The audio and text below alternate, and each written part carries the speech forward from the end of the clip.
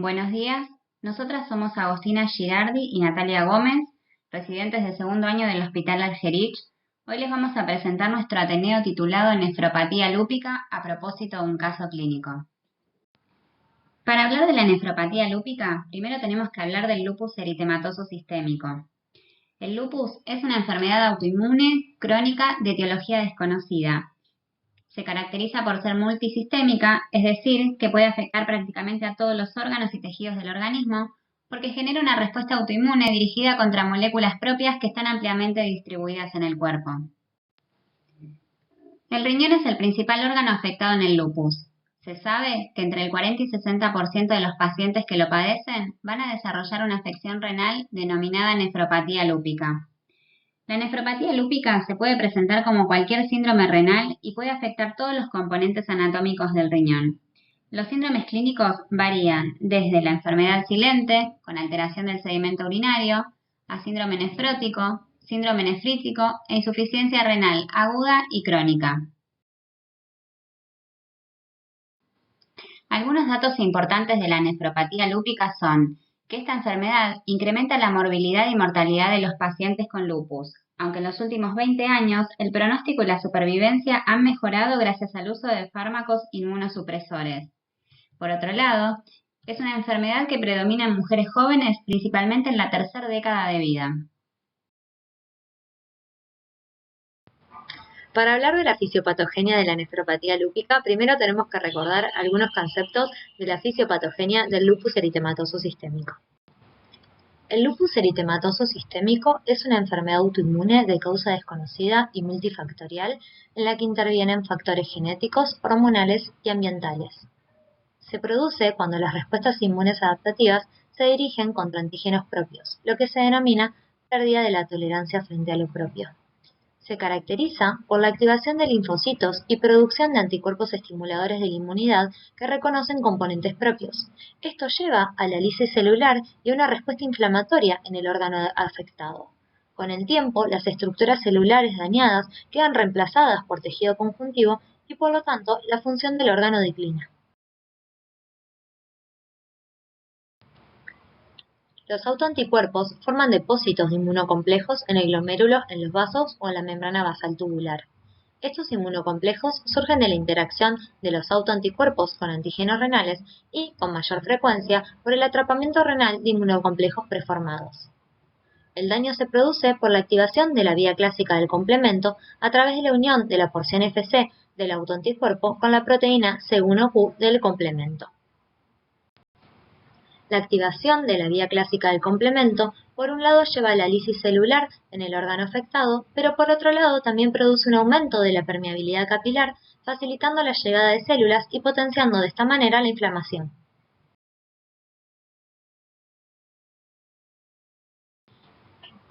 Los inmunocomplejos también tienen la capacidad de activar a las células dendríticas, las cuales responden con la producción de interferón.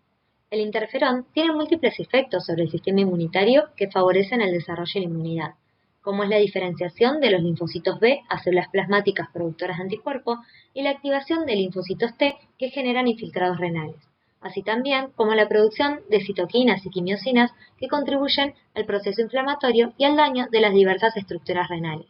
Según las estructuras que se encuentran afectadas y la intensidad de dicho daño, va a depender el síndrome clínico que presente el paciente. En la tabla se muestran los diferentes autoanticuerpos y las estructuras con las que interaccionan en el riñón de los pacientes con lupus eritematoso sistémico, así como su prevalencia. Dentro de estos autoanticuerpos, los anti-NA y los antinucleosoma son los más vinculados al desarrollo de la nefropatía lúpica. Ahora voy a pasar a contarles un poco acerca de las manifestaciones clínicas de la nefropatía lúpica.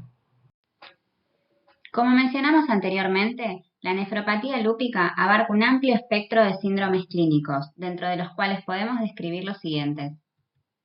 Enfermedad silente, con alteración del sedimento urinario, síndrome nefrótico, síndrome nefrítico, insuficiencia renal aguda.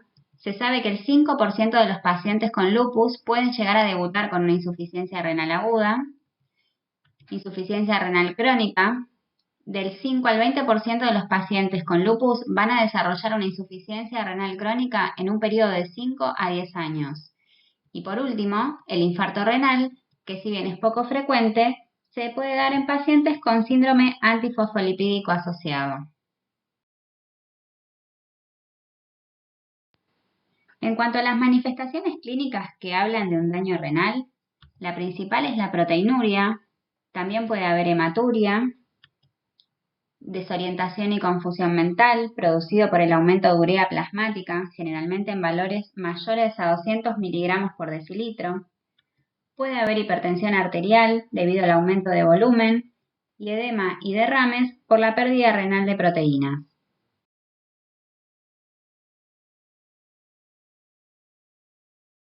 Hay que tener en cuenta que para el diagnóstico, seguimiento y pronóstico de la nefropatía lúpica existen dos pilares fundamentales. Por un lado, vamos a hablar del laboratorio y por otro lado, vamos a hablar de la biopsia renal.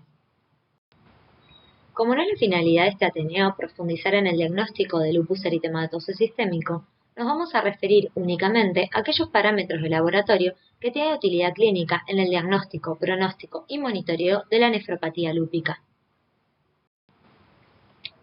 De las pruebas bioquímicas de rutina realizadas en orina, la más indicadora de enfermedad renal es la determinación de proteínas o proteinuria.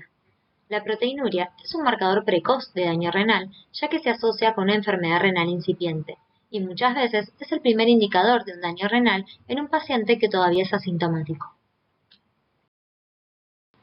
Para detectar un incipiente daño en el riñón, a todos los pacientes con lupus eritematoso sistémico se los sigue con la determinación de proteinuria en una orina de 24 horas. Sin embargo, cuando la proteinuria ya está confirmada, es de utilidad seguir a estos pacientes con el índice proteinuria-creatinuria en una orina aislada, y de esta manera evitar la recolección de la muestra de orina de 24 horas. La proteinuria se considera persistente cuando es mayor al valor de referencia en 2 o más ocasiones. Sin embargo, si la proteinuria es mayor a 0,2 gramos cada 24 horas y el paciente presenta un sedimento patológico o una clínica compatible con daño renal, es probable que estemos hablando de una proteinuria persistente. Por otra parte, cuando la proteinuria es mayor a 2 gramos cada 24 horas, estamos hablando de un paciente que tiene una proteinuria en un rango nefrótico. En la tabla se puede ver cómo las guías CADIO categorizan a la proteinuria y cómo esta categorización es independiente si la proteinuria fue determinada en una orina de 24 horas o a través de la relación proteinuria-creatinuria en una orina aislada. En cuanto al proteinograma y uroproteinograma electroforético, no son determinaciones que se realicen de rutina en el seguimiento de pacientes con lupus eritematoso sistémico. Sin embargo, el médico nefrólogo las puede solicitar porque pueden aportar información relevante al cuadro del paciente, como el tipo de proteinuria glomerular y la presencia de proteinuria tubular. En pacientes con nefropatía lúpica, lo más característico de ver es que entre un 30 y un 70% de los pacientes presentan una hipergamaglobulinemia, generalmente de tipo policlonal, propia de la respuesta autoinmune. Por otra parte, un 50% de los pacientes presentan una hipoalbuminemia debido a la pérdida renal de albúmina. Cuando la nefropatía lúpica se presenta como un síndrome nefrótico, los pacientes tienen una hipoalbuminemia asociada a un aumento de la banda alfa-2 globulinas. Esto se debe a que las proteínas de mayor peso molecular, como la alfa-2 macroglobulina, no se filtran en el glomérulo y favorece de esta manera el mantenimiento de la presión oncótica vascular. El uroproteinograma electroforético nos permite evidenciar el compromiso glomerular o tubular del riñón a través del patrón de proteínas que se encuentran presentes en la orina. Hay que tener en cuenta que todo daño tubular es de peor pronóstico que un daño glomerular, ya que se ha visto que no revierte tan fácilmente ante el tratamiento. El uroproteinograma electroforético nos permite determinar diferentes patrones dependiendo si el origen de las proteínas que se encuentran en orina son tubulares o glomerulares. Cuando las proteínas son de bajo peso molecular, vamos a estar hablando de un patrón tubular, mientras que cuando las proteínas son de alto peso molecular, podemos hablar de patrones glomerulares altamente selectivos, de mediana selectividad o de escasa selectividad. Por otra parte, los pacientes pueden tener un patrón mixto que se caracteriza por la presencia en orina de proteínas que son de origen tubular, como también de proteínas que son de origen glomerular. En esta imagen se puede ver con la flecha número 1 un patrón que es glomerular, con la flecha número 2 un patrón que es tubular y con la flecha número 3 un patrón que es mixto. En cuanto al sedimento urinario, uno de los principales parámetros a evaluar es la hematuria. El estudio microscópico del sedimento urinario es el gol estándar para la detección y confirmación de la hematuria.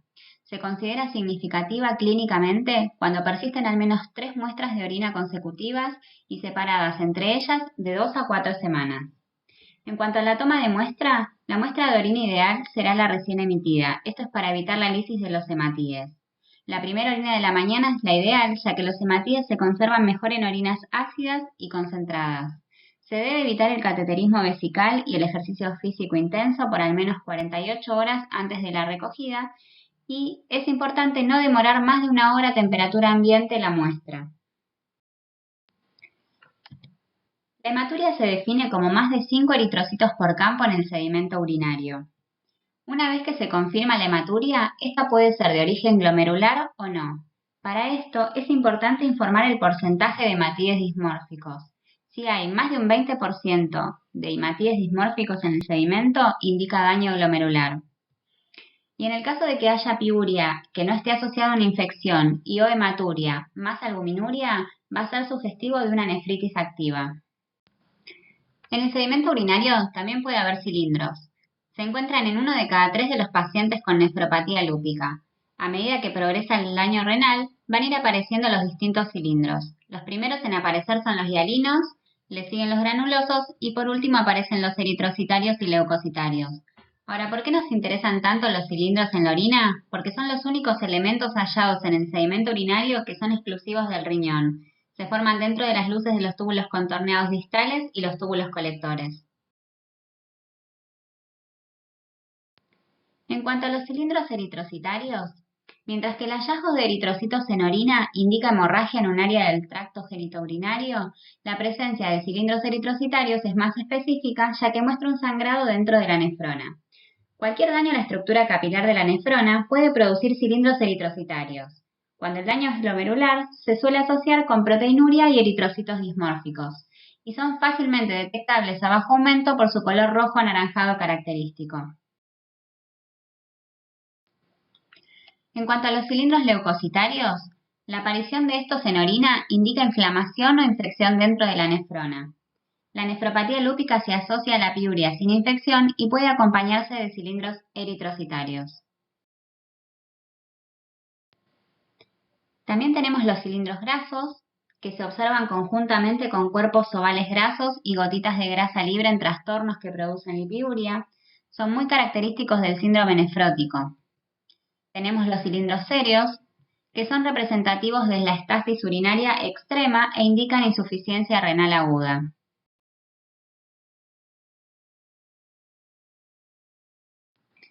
El 50% de los pacientes con nefropatía lúpica tienen disminuida su función renal que se va a ver reflejada en el clearance de creatinina y en los niveles de creatinina y urea sérica. El clearance va a estar disminuido, mientras que la creatinina y la urea van a estar elevados. Estos son marcadores tardíos de daño renal, por lo tanto no se utilizan de rutina en el seguimiento de pacientes diagnosticados con lupus, donde es fundamental detectar el daño renal precoz. Para esto, el nefrólogo va a realizar el seguimiento de estos pacientes mediante la proteinuria y el sedimento urinario. Existen 2 marcadores inmunológicos que tienen alta correlación con la actividad lúpica y el daño renal, como son los anticuerpos anti-DNA y la complementemia. En pacientes con nefropatía lúpica se ve que aumentan los títulos de anticuerpos anti-DNA al mismo tiempo que disminuye la complementemia. Estos marcadores no son utilizados de manera aislada para instaurar un tratamiento, sino que el médico nefrólogo siempre los interpreta junto al sedimento urinario y la proteinuria. Los anticuerpos anti-DNA son inmunoglobulinas dirigidas contra el ADN puro o en complejo con histonas. Mientras que los anticuerpos anti-DNA simple cadena tienen baja especificidad, los anticuerpos anti-DNA doble cadena tienen una gran importancia en el diagnóstico y seguimiento de los pacientes con LES, dada su alta especificidad, y sobre todo tienen una gran correlación con la nefropatía lúpica. Estos anticuerpos pueden estar presentes hasta 1 año antes o más de las primeras manifestaciones clínicas. En cuanto a las técnicas de laboratorio que nos permiten determinar los anticuerpos anti-DNA, podemos hablar de la inmunofluorescencia indirecta en improntas de Clitidia luceriae, que es la técnica más específica pero la menos sensible. La técnica de ELISA es la menos específica y la que presenta una sensibilidad intermedia, mientras que la inmunoprecipitación de FAR es una técnica que presenta una especificidad relativamente comparable con la inmunofluorescencia indirecta y es la técnica más sensible. En cuanto a la técnica de inmunofluorescencia indirecta en improntas de Clitidia luceriae, la técnica se fundamenta en el reconocimiento de los autoanticuerpos que reaccionan con el DNA presentes en el cinetoplasto del parásito Clitidia luceriae. La prueba solo se considera positiva cuando se tiñe el cinetoplasto independientemente de la tinción del núcleo, en el cual puede existir una reactividad contra otros componentes, lo que da resultados falsamente positivos. Es importante informar los títulos de anticuerpos, ya que son útiles en el seguimiento del tratamiento y como marcador de futuras recaídas de la enfermedad. En cuanto a la complementemia, se determinan los valores de C3, de C4 y si se encuentra disponible en el laboratorio de C1Q. Su determinación es importante tanto en el diagnóstico del lupus eritematoso sistémico como para la monitorización de la actividad de la enfermedad. Su consumo refleja la activación de la vía clásica del complemento y por esto tiene alta correlación con la nefropatía lúpica activa. El C3 y el C4 son proteínas tanto de la vía clásica como la vía alterna del complemento y se van a determinar en el laboratorio por métodos inmunoturbidimétricos utilizando anticuerpos específicos. Como mencionamos anteriormente, otro de los parámetros fundamentales en el diagnóstico, pronóstico y monitoreo de los pacientes con nefropatía lúpica es la biopsia renal.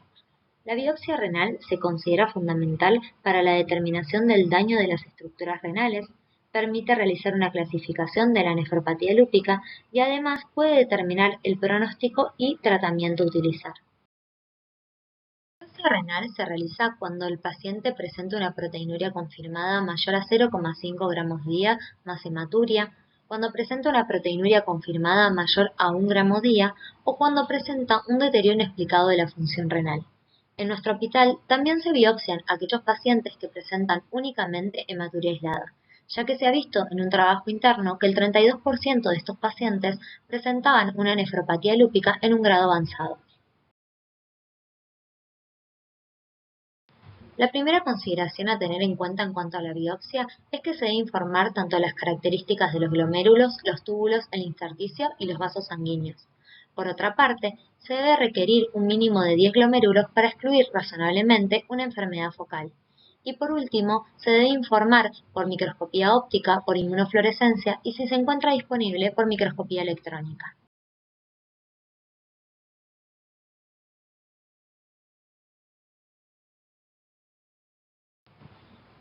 La biopsia renal se debe informar en base a la clasificación de la nefritis lúpica de la Organización Mundial de la Salud, a la cual se deben agregar también los índices de actividad y cronicidad. Hay que tener en cuenta que esta clasificación es fundamental porque determina el tratamiento que van a utilizar los pacientes como también el pronóstico de la enfermedad. En cuanto al tratamiento, es importante aclarar que el tratamiento va a depender del resultado de la biopsia renal. Si es de clase 1, no requiere tratamiento. Si la nefropatía es de clase 2, el tratamiento es indicado por el reumatólogo para tratar el LES propiamente dicho. Y si es de clase 3, 4 y 5, requiere tratamiento y es el nefrólogo quien lo va a llevar a cabo. El tratamiento se divide en dos fases. Una fase inicial de inducción, que tiene el fin de lograr una remisión precoz de la actividad renal, y una segunda fase de mantenimiento que busca evitar el progreso de la enfermedad. En la fase de inducción se administran pulsos intravenosos de corticoides más ciclofosfamida o micofelonato, estos son inmunosupresores, y en la fase de mantenimiento se administran corticoides a bajas dosis más micofelonato o aciateoprina. Siempre se utiliza como primera opción micofelonato ya que tiene menor tasa de recaídas. En el caso de que haya recaídas, si inicialmente se administró micofelonato, se va a cambiar por aciateoprina o viceversa y se puede utilizar rituximab, que es un anti-CD20, cuando el paciente no responde al tratamiento convencional. En cuanto a la duración del tratamiento, es de 36 meses y se monitorea cada 3. En los primeros 3 meses se busca disminuir la proteinuria en un 25%. A los 6 meses, la proteinuria debe ser subnefrótica, es decir, menor a 2 gramos cada 24 horas. Y al año, la proteinuria debe ser menor a 0,3 o 0,5 gramos cada 24 horas. Ahora vamos a hablar de un caso clínico que se dio a mitad de año en nuestro hospital y así poder integrar todo lo que dijimos hasta el momento. La paciente es una mujer de 20 años que no tiene antecedentes clínicos en el hospital y refiere que la madre tiene esclerodermia. Consulta en un centro de salud por un cuadro clínico de aproximadamente 1 mes y medio de evolución, caracterizado por edema de miembros inferiores. El 2 de junio de este año acude a nuestro hospital a realizar una consulta con el sector de nefrología. La paciente presentaba edema generalizado, artralgias, mialgias, úlceras orales y alopecia. El 9 de junio acude a la consulta nuevamente para control y en base a los resultados de laboratorio obtenidos se decide que la paciente quede internada en el servicio de nefrología. Los análisis realizados van a mostrar en cuanto al aspecto hematológico que la paciente presenta leucopenia, anemia, plaquetopenia. Se le realizó la prueba de CUMS directa dando positiva, mientras que la CUMS indirecta dio negativa. Es por esto que la paciente presenta una anemia hemolítica regenerativa, autoinmune y plaquetopenia. Por la interconsulta con el servicio de hematología se sugiere administrar vitamina B12, ácido fólico, hierro, inmunoglobulina humana hiperinmune y sostén hemoterapéutico a demanda clínica. En cuanto al aspecto nefrológico, la paciente cursa con una marcada proteinuria de 7,3 gramos cada 24 horas. Las proteínas totales, la albúmina y el clearance de creatinina se encuentran disminuidos. La urea y creatinina plasmática van a estar elevadas y en el sedimento urinario se observaron hematíes, leucocitos, cilindros granulosos, serios y hemáticos. La paciente cursa con insuficiencia renal rápidamente progresiva más sobrecarga de volumen. Intercurre con anuria e hipercalemia. Lo que se va a hacer es iniciarle un plan de terapia de reemplazo renal, es decir, hemodiálisis. También se realizó un proteinograma electroforético. Se observó hipoproteinemia, hipoalbuminemia, aumento relativo de alfa-2 globulinas y aumento relativo de gamma globulinas. En el uroproteinograma lo que se vio es una proteinuria con perfil mixto glomerulotubular, el perfil tubular es completo y el perfil glomerular es de escasa selectividad. El uroproteinograma lo que nos da idea es que hay un daño intenso a nivel glomerular y tubular, lo cual se ve reflejado en la hipoproteinemia e hipoalbuminemia que causan el edema por el cual la paciente consulta. En cuanto a los aspectos inmunológicos, ante la sospecha de que la paciente padezca una enfermedad autoinmune, se realizan las determinación de los anticuerpos ANA o FAN, informándose como positivo en un título mayor a 1280, con un patrón AC1 nuclear homogéneo, teniendo en cuenta que estas técnicas se realizan en nuestro laboratorio a través de una inmunofluorescencia indirecta en improntas de células HEP2000. En cuanto a los anticuerpos anti-DNA doble cadena realizados en nuestro laboratorio por la técnica de inmunofluorescencia indirecta en improntas de Clitilla luceliae, la paciente obtuvo un resultado positivo, informado con un título mayor a 1 en 640. En cuanto a los anticuerpos dirigidos contra antígenos nucleares extraíbles o anticuerpos ENA, dieron positivos los anticuerpos anti-Smith y los anticuerpos RNP. Además, la paciente presentó una franca disminución de los valores de la complementemia. A partir de estos datos, a la paciente se la diagnostica con lupus eritematoso sistémico con compromiso renal y hematológico, teniendo en cuenta que esta paciente debuta con una insuficiencia renal aguda. Para poder realizar una correcta clasificación de la nefropatía lúpica y además instaurar un tratamiento adecuado, a la paciente se le realiza la biopsia renal, la cual se informa como hallazgos microscópicos compatibles con nefropatía lúpica proliferativa difusa de tipo 4 de la OMS con un índice de actividad de 11 y un índice de cronicidad de 3. Si retomamos lo que hablamos anteriormente en cuanto a la biopsia renal, podemos ver que nuestra paciente tiene una nefropatía lúpica en un grado bastante avanzado que se caracteriza por un índice de actividad más elevado que su índice de cronicidad. En cuanto al tratamiento, a la paciente se le empezó a tratar con ciclofosfamida y corticoides, pero ante la falta de respuesta al tratamiento se cambió por rituximab. La paciente a los 3 meses presentó una proteinuria de 3,22 gramos cada 24 horas para una proteinuria inicial de 7,3 gramos cada 24 horas. Como habíamos mencionado anteriormente, a los 3 meses se espera que, si el tratamiento sigue un curso efectivo, se disminuya la proteinuria en un 25%. En este caso, la proteinuria se encuentra disminuida más del 50%. Para cerrar nuestro caso clínico, podemos decir que es un caso bastante atípico, ya que la paciente pertenece a un pequeño porcentaje de pacientes con lupus eritematoso sistémico que debutan con una insuficiencia renal aguda. La paciente presenta tanto un daño glomerular como tubular difuso.